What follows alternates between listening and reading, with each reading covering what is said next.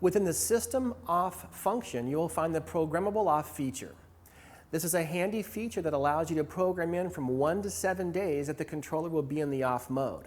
It automatically returns to auto operation after those days have expired. It's a very convenient feature if you have inclement weather ahead of you and you want your system off for X amount of days. To set a programmable off period, use the Mode button to advance all the way through to the off screen. When the off stops flashing, you can use the plus button to select a number of days that you want to wait until irrigation resumes. Once you've chosen your number, for example 5 days, the 5 will be flashing for a moment, then go solid. Leave it here on this screen and it'll count down the 5 days, and after the 5 days it'll resume automatic operation.